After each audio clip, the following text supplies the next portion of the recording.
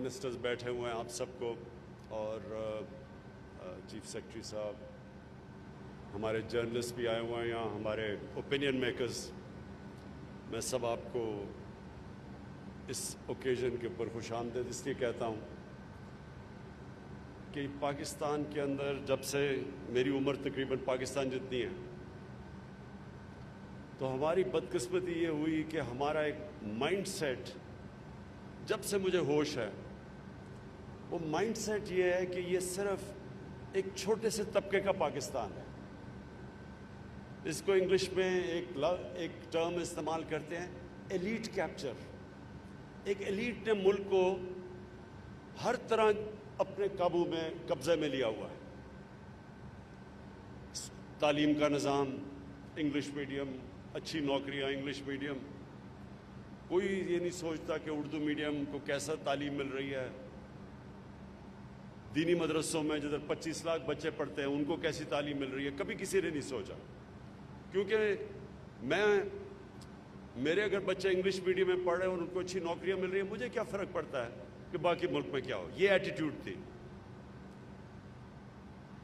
جیلوں میں صرف غریب لوگ نظر آتے ہیں، اور اس کی وجہ ہے کہ ہم نے دیکھ لیا کہ ہمارا انصاف کا نظام طاقتور ڈاکو کو نہیں پکڑ سکتا، اور جو جیلوں میں جاتے ہیں وہ صرف غریب لوگ جاتے ہیں جن کے پاس پیسہ نہیں ہے بڑے بڑے مہنگے وکیل کرنے کے لیے۔ اور پھر ہسپتال، سرکاری ہسپتالوں میں ہم نے اپنی زندگی میں دیکھا کہ سرکاری ہسپتال ہمارے جو انگریز چھوڑ کے گیا تھا، بہترین علاج ہوتا تھا۔ میری بہنیں سارے میو ہاسپٹل میں پیدا ہوئے تھے، لیکن آہستہ آہستہ امیروں کے لیے پرائیویٹ ہاسپٹلز بن گئے، صرف غریب گورنمنٹ ہاسپٹلز میں جاتے تھے، اور جو سپر رچ تھے وہ باہر اپنا علاج کرواتے تھے۔ تو یہ جو ایک سسٹم بن گیا ہمارا، جس میں یہ سوچ ہی نہیں تھی کہ ایک عام آدمی کس طرح اپنی زندگی گزارتا ہے، اور اسی میں یہ ہاؤسنگ آ گئی۔ ہم نے اپنی آہستہ آہستہ لاہور کو دیکھا کچی وادیاں بنتے ہوئے۔ یہ لاہور، اس کا پانی، عام نلکے کا پانی، میٹھا پانی سب پیتے تھے، اس میں صاف سٹی آف گارڈن سمجھا جاتا تھا، پولوشن نہیں ہوتی تھی لاہور میں۔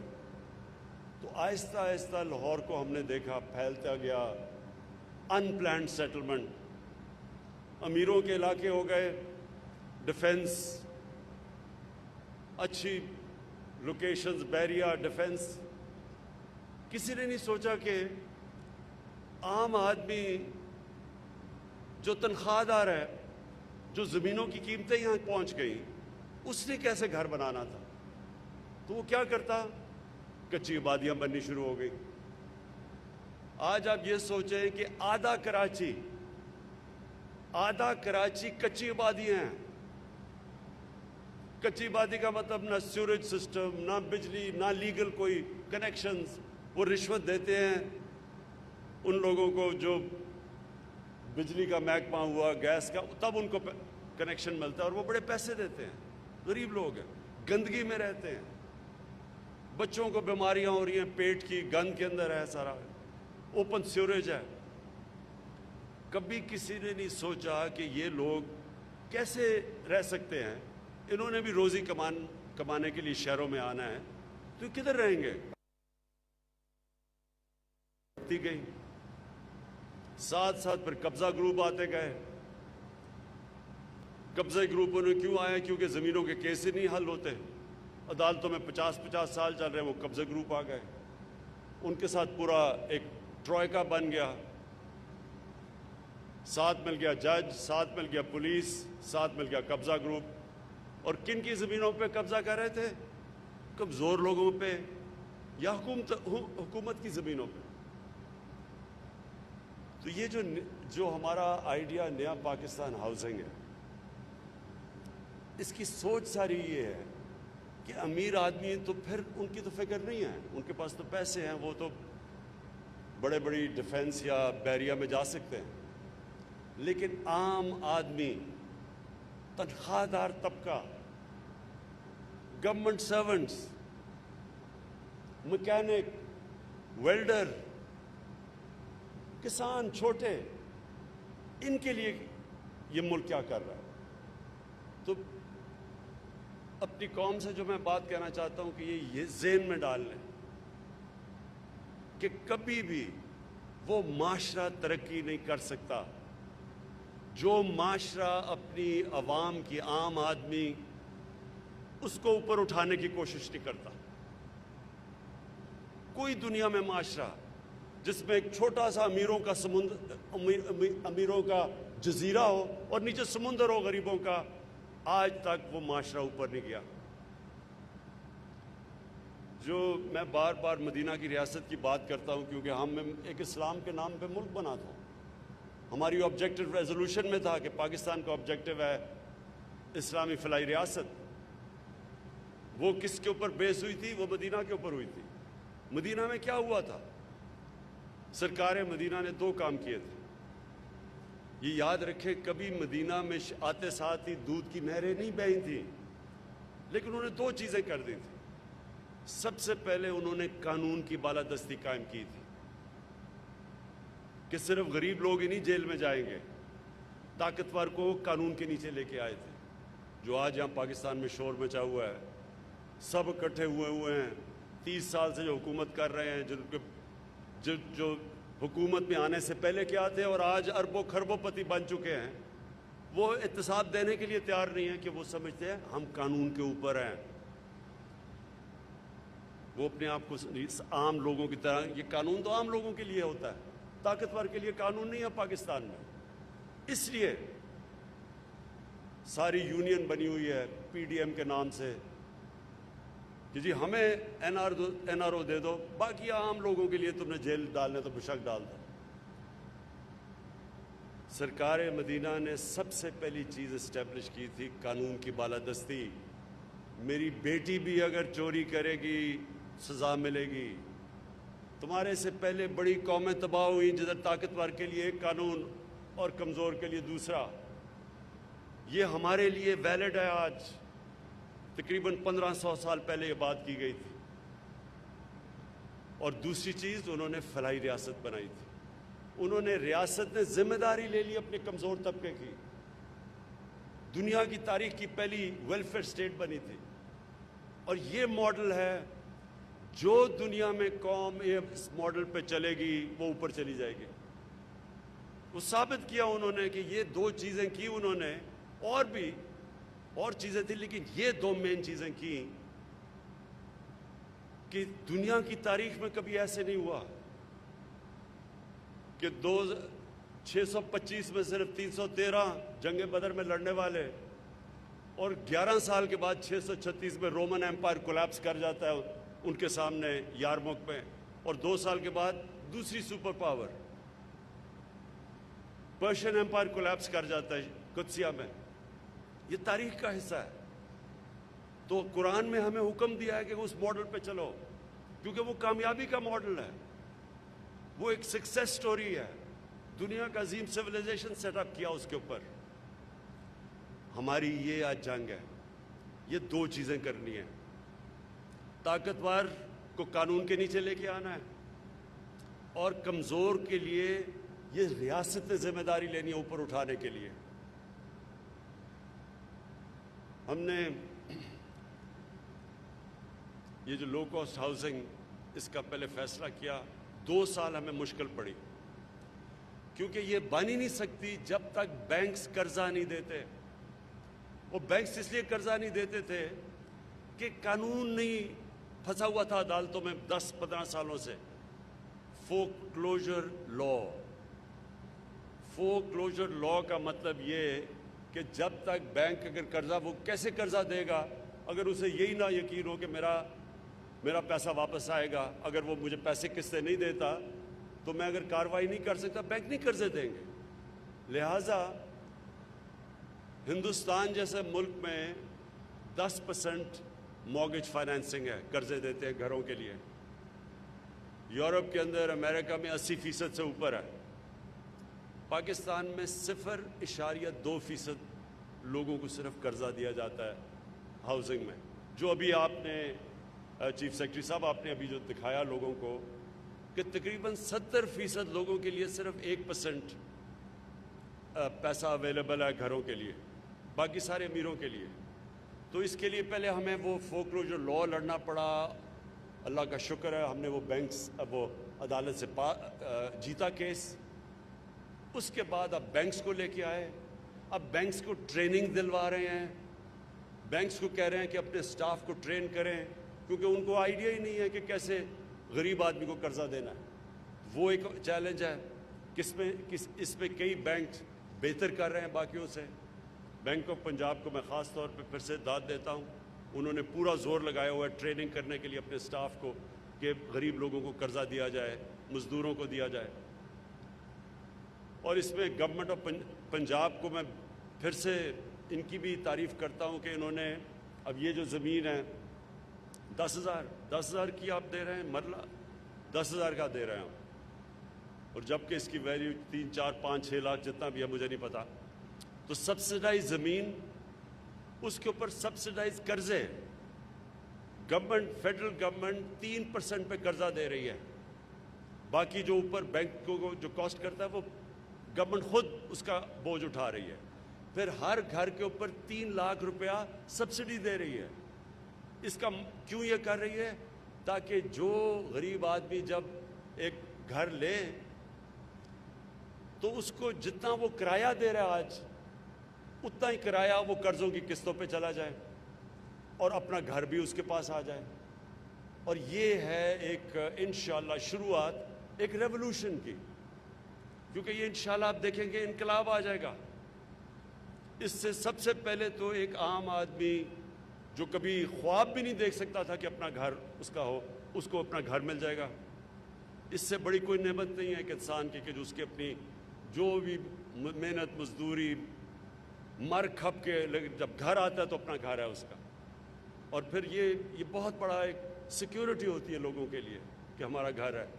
डर लगा रहता है कि अगर किराया नहीं दे तो हमें बाहर सड़कों पर चले जाएंगे। और इससे फिर कच्ची आबादियाँ जो सारे फैलती जा रही हैं, हमारी आबादी बढ़ रही है, कच्ची आबादियाँ बढ़ रही हैं, और वो इतना बड़ा पोल्यूशन हैजर्ड है अब हमारे लिए, क्योंकि अनट्रीटेड सीवरेज जा रही है ग्राउंड वाटर के अंदर, पानी कंटेमिनेट कर रहा है। नीचे जैसे जैसे पानी नीचे जाता है सिंध की तरफ, 70% सिंध का जो ग्राउंड वाटर है उसमें आर्सेनिक है, पोल्यूटेड है। तो अगर कच्ची आबादियाँ बनती जाएंगी और सीवरेज अनट्रीटेड जाएगा, आखिर तो इसका नुकसान होगा, हमें ही होगा। इसलिए कच्ची आबादियाँ इंशाल्लाह उनके लिए हमारा एक और प्लान बना हुआ है। हमने जो मॉडल जो तुर्की में इस्तेमाल किया गया, मलेशिया में, इंशाल्लाह उस मॉडल के ज़रिए हम सारा रिन्यू करेंगे, कच्ची आबादियों को चेंज करेंगे, क्योंकि वो सारे इलाकों के अंदर जिस तरह कराची, आधा कराची कच्ची आबादी है, तो इसके लिए पूरा प्लान बना रहे हैं कि कच्ची आबादियों को कन्वर्ट करें, उन्हीं लोगों को मालिकाना हुकूक दें, उन्हीं लोगों को जिस तरह ये घर दे रहे हैं, सूरज, पानी, बिजली सब कुछ दें, उनके पास मालिकाना हुकूक आएँ और वो इलाका भी तब्दील हो जाए और गवर्नमेंट भी पैसे बनाए। फिर दूसरा इसका फ़ायदा ये है कि जब हाउसिंग शुरू होती है तो हाउसिंग से 30 इंडस्ट्रीज़ कनेक्टेड है। तो जैसे ही हाउसिंग आप घर बनाने शुरू करते हैं तो 30 और इंडस्ट्री चलनी शुरू हो जाती है, सारी मुल्क की इकॉनमी उठ जाती है। एक तरीका मुल्क की इकॉनमी को उठाने का है कि मुल्क में हाउसिंग शुरू कर दें। और इंशाअल्लाह हमारी यही सोच है कि हम जब अब अपना रोज़गार हमने लोगों के लिए देना है, हमने अपनी ग्रोथ रेट बढ़ानी है, तो सबसे ज़्यादा हमारा एम्फेसिस अब ये हाउसिंग के ऊपर है। साथ साथ हमने कंस्ट्रक्शन इंडस्ट्री को पूरी तरह इंसेंटिवाइज़ किया हुआ है, उनकी सारी रुकावटें दूर की हैं जो उनके प्रॉब्लम्स थे। और आज मुझे बड़ी खुशी है कि पाकिस्तान की तारीख के रिकॉर्ड टूट गए हैं। सीमेंट जितना बिक रहा है अब, इसका मतलब कि कंस्ट्रक्शन शुरू हो गई है पाकिस्तान में, और ये चंद महीने में इसके असरात आने शुरू होंगे सारी इकॉनमी में। और ख़ास तौर पे जो हमारा एक बहुत बड़ा मसला है बेरोज़गारी का, वो भी इंशाल्लाह इसी कंस्ट्रक्शन हाउसिंग की वजह से इंशाल्लाह हम ओवरकम करेंगे। मैं FWA को और ان کو اس لیے میں آج مبارک دیتا ہوں کیونکہ انہوں نے بڑی تیزی سے کام شروع کیا. ہمیں ریکارڈ ٹائم پہ وہ ہمیں یہ لو کاسٹ ہاؤسنگ بنا کے دے رہے ہیں, تو ان کو بھی میں آج خراج تحسین پیش کرتا ہوں کیونکہ وہ بھی اس کا حصہ ہے. نیا پاکستان ہاؤسنگ میں جنرل حیدر آپ لیڈ کر رہے ہیں, اور آپ سارا یہ کوارڈینیشن سے یہ ساری لو کاسٹ ہاؤسنگ ہو رہی ہے, آپ کو بھی. اور آج جو 9 اوکیزن کے اوپر ہمارے بیٹھے ہوئے ہیں, جدھر ساری جگہ اوپننگ ہو رہی ہے, ادھر ہر جگہ کے اوپر یہی پیری اربن ہاؤسنگ کا آج لانچ ہے, تو وہ بھی مجھے بڑی خوشی ہے کہ اس میں ہم بڑے بڑے وہ علاقے کور کر رہے ہیں جدھر کبھی کوئی کانسیپٹ ہی نہیں ہے کہ عام لوگوں کے لیے گھر بنائے جائیں. آخر میں پھر اپنی قوم سے ایک بات کہنا چاہتا ہوں کہ اللہ نے ہمارے ملک میں ہر قسم کی نعمت بخشی ہے. ہم نے اللہ کی نعمتوں سے فائدہ نہیں اٹھایا. میں وہ پاکستانی ہوں جس نے سارا پاکستان دیکھا, اور کسی نے کوئی اور پولیٹیکل لیڈر اس ملک میں نہیں آیا جس نے سارا ملک دیکھا ہوا ہے. اس لیے میں جانتا ہوں کہ ہم نے کبھی توجہ نہیں دی ان علاقوں پہ جو اگر ہم علاقے تھوڑے سے بھی ڈیولپ کر لیں تو صرف ٹورزم سے, میں پھر سے کہہ رہا ہوں, ٹورزم صرف ایک ایسا ایریا ہے جس سے ہم سارا اپنا جتنی اس وقت ایکسپورٹس کر رہے ہیں اس سے زیادہ صرف ٹورزم سے یہ ملک پیسہ کما سکتا ہے. کبھی کسی نے توجہ نہیں دی کیونکہ بدقسمتی سے جو یہاں کے لیڈرشپ تھی ان کے ہالیڈیز بھی باہر ہوتے تھے, ان کے لنڈن میں بڑے بڑے گھر ہیں, ان کو دبئی میں پیلسز ہیں, انہوں نے کبھی دیکھا ہی نہیں کہ اس ملک میں اللہ نے کیا کیا دیا. پھر جو ایگریکلچر ہے اس کے اوپر میں نے پہلے تو اکانومی کو سٹیبلائز کر رہے تھے, اب پورا توجہ ایگریکلچر پہ ہے. یہ میں اب خود لیڈ کر رہا ہوں. میں آپ کو ثابت کر کے دکھاؤں گا کہ پاکستان میں ایگریکلچر کی اتنی بڑی ریولوشن آئے گی. ہمارے پاس وہ چیزیں ہیں, ہم نے کبھی سوچا ہی نہیں ایگریکلچر کے اوپر. 50 سال سے ہم نے ایگریکلچر کے اوپر نہیں سوچا. ہم نے صرف 2 سالوں میں صرف کسان کو ہم نے اس کی پیمنٹ دلوائی. کبھی گنے میں جو بیچارہ کسان محنت کرتا تھا اس کو کبھی پیمنٹ ہی نہیں ملتی تھی گنے کی, صرف ہم نے 2 سال ان کو پیمنٹ دلوائی ہے. آج انشاءاللہ ہماری جو گندم کی ییلڈ ہے وہ ریکارڈ ہے جو اب آ رہی ہے. ابھی تک ساری اسیسمنٹ ہے کہ سارے ریکارڈ ٹوٹ گئے ہیں. ہماری چاول کی ییلڈ ریکارڈ پہ ہے, ہمارا مکئی کی ییلڈ ریکارڈ کے اوپر ہے. حالانکہ پھر سے میں ابھی کہہ رہا ہوں, ابھی ہم نے نئے ٹیکنیکس نہیں لے کے آئے, ہم نے صرف کسانوں کے پاس پیسہ گیا کیونکہ ان کو قیمت ملی ہے اپنی پیداوار کی.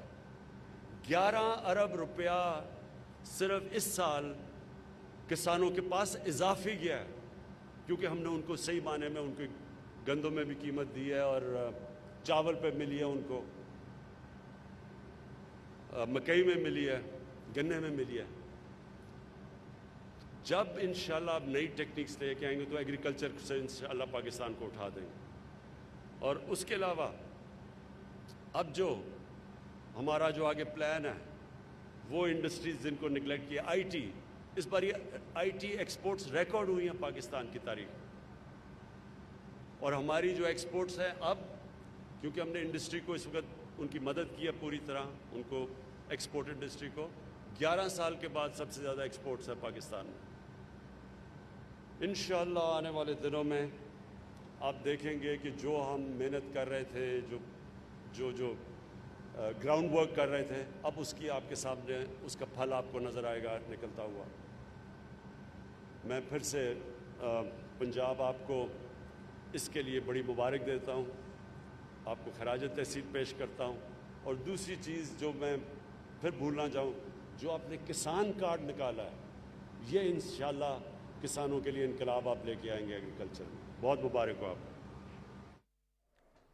وزیراعظم عمران خان نے پنجاب پیری اربن کم لاگت ہاؤسنگ منصوبے کا آغاز کر دیا ہے. وزیراعظم عمران خان اس حوالے سے تقریب سے خطاب کر رہے تھے. یہ منصوبہ بنیادی طور پر پنجاب کے چھوٹے شہروں اور قصبوں میں رہنے والے کم آمدنی والے افراد کے لیے بنایا گیا ہے اور اس کا باضابطہ طور پر وزیراعظم عمران خان نے آج سنگ بنیاد رکھا ہے. اور اس کا